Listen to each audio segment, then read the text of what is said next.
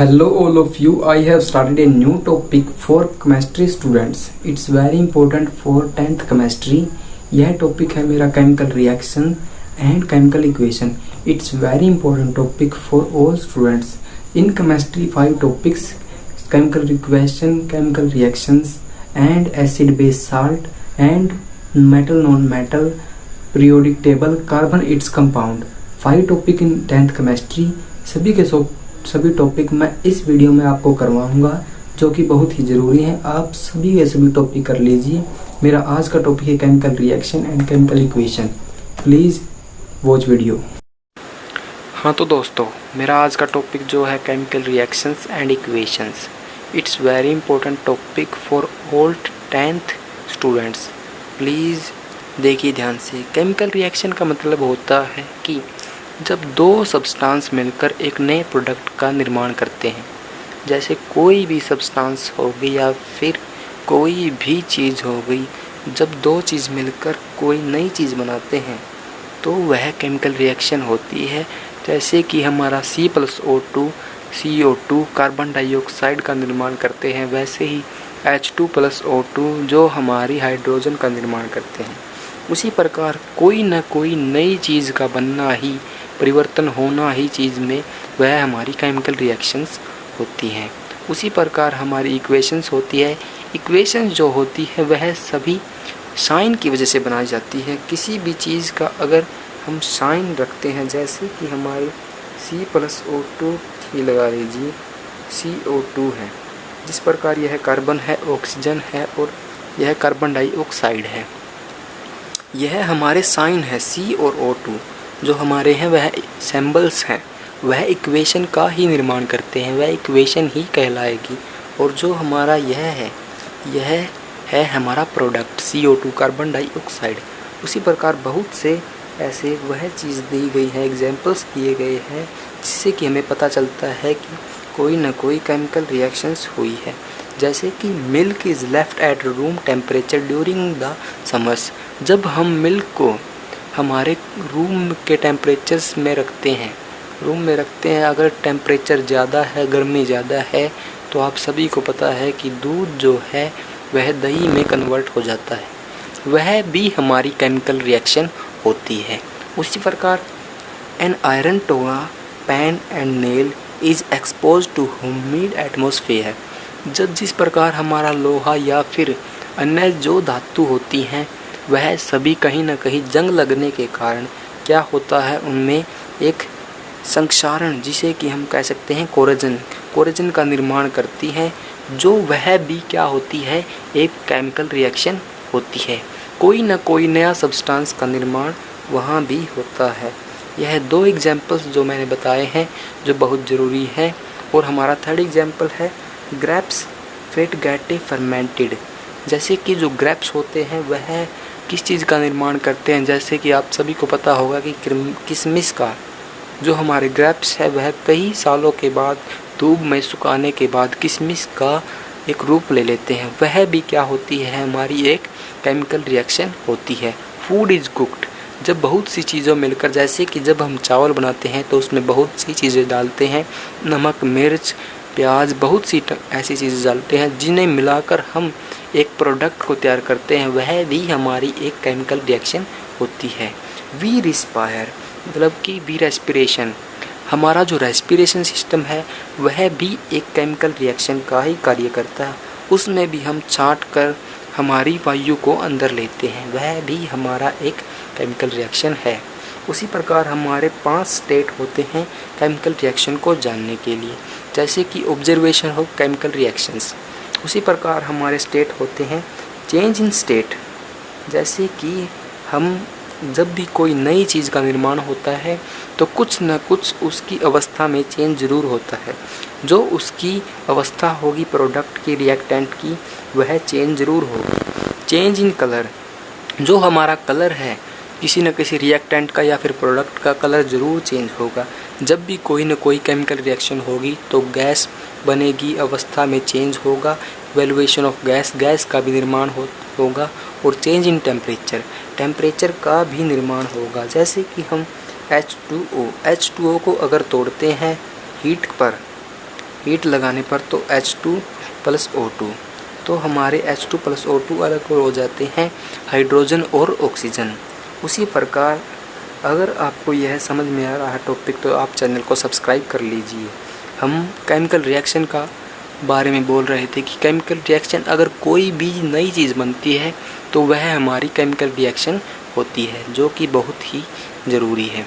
और chemical equations किस प्रकार बनती हैं, वह सिंबल्स होते हैं। जितने भी हमारे केमिकल रिएक्शंस में सिंबल का यूज़ किया जाता है वह सभी हमारी केमिकल इक्वेशंस होती है। दूध का फटना या फिर जंग लगना या फिर ग्रेप्स का किशमिश बनना या फिर फूड इज़ कुक्ड, फूड बनाना, खाना पकाना, या फिर बहुत सी ऐसी चीज़ें हैं वी जो हम सांस लेते हैं, वी रिस्पायर।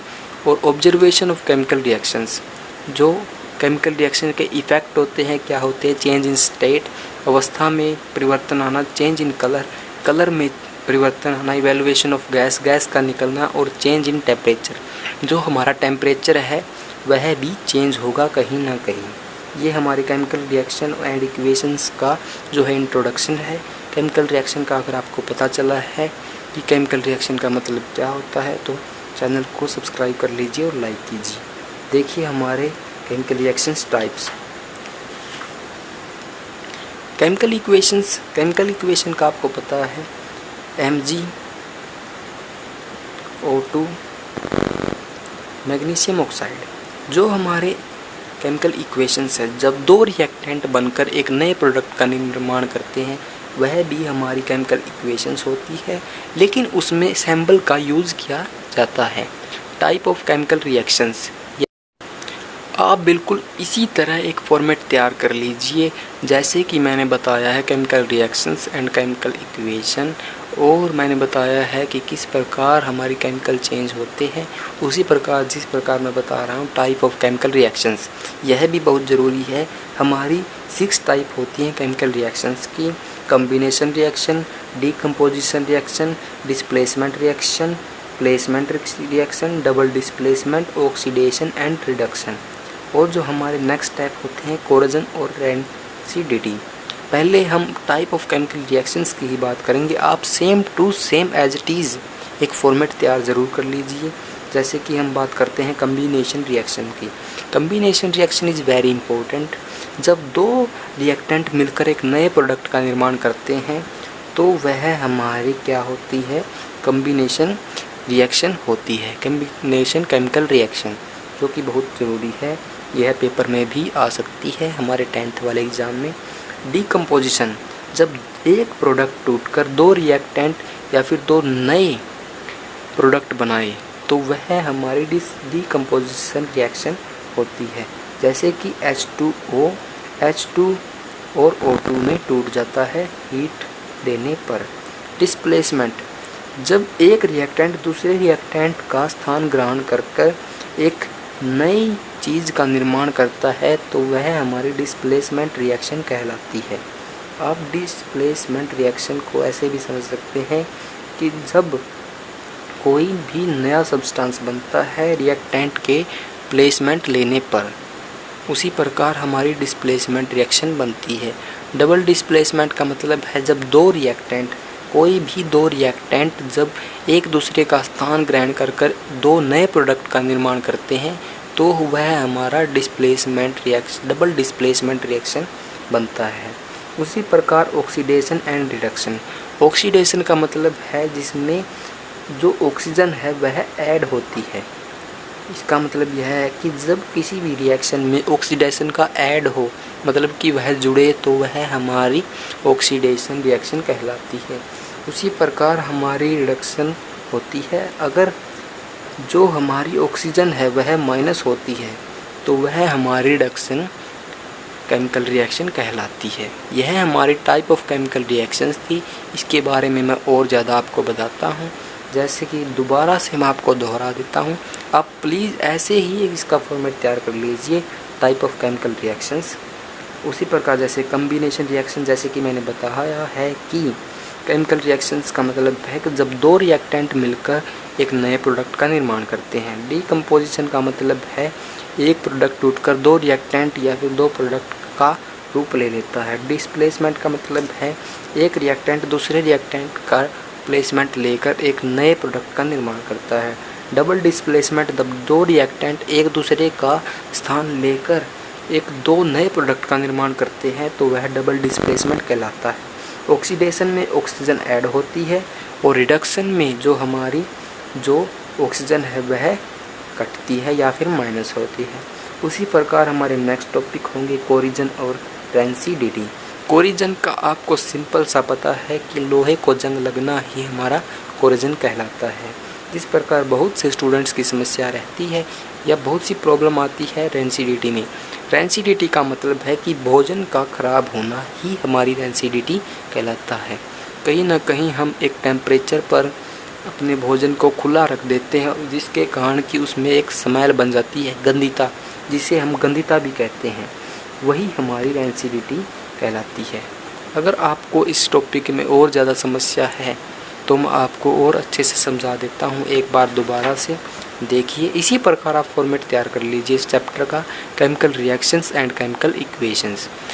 दूध का फटना एक केमिकल रिएक्शन है, आयरन को जंग लगना भी एक केमिकल रिएक्शन है, ग्रेप्स का किशमिश बनना भी एक केमिकल रिएक्शन है, फूड का बनाना भी एक केमिकल रिएक्शन है, जब हम सांस लेते वह भी एक केमिकल रिएक्शन है।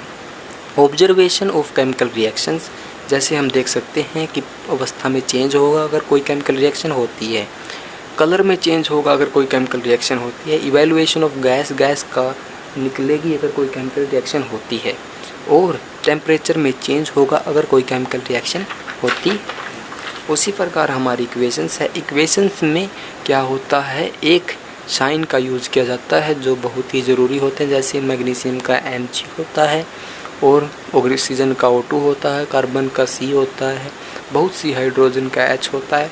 बहुत से ऐसे केमिकल इक्वेशंस हैं जिनमें सिंबल का यूज़ किया जाता है, वह सारी हमारी केमिकल इक्वेशंस होती है। उसी प्रकार हमारे टाइप ऑफ केमिकल रिएक्शंस हैं, combination, decomposition, displacement, double displacement, oxidation and reduction, और नेक्स्ट जो हमारे कोरिजन और रेंसिडिटी। यह बहुत ही इंपॉर्टेंट टॉपिक है। अगर आपको वीडियो में समझ में आए हैं तो आप चैनल को सब्सक्राइब कर लीजिए और लाइक दिस वीडियो, और बने रहिए हमारी नेक्स्ट वीडियो के लिए। हाँ तो दोस्तों, अगर मेरा आज का टॉपिक आपको समझ में आया है तो आप अगले टॉपिक के लिए चैनल को सब्सक्राइब कर लीजिए और लाइक कीजिए। मेरा अगला टॉपिक होगा acid base salt. Please like and subscribe और जुड़िए मेरे साथ और study enjoy. Please, thanks for watching, watch till and, thanks, like and this video.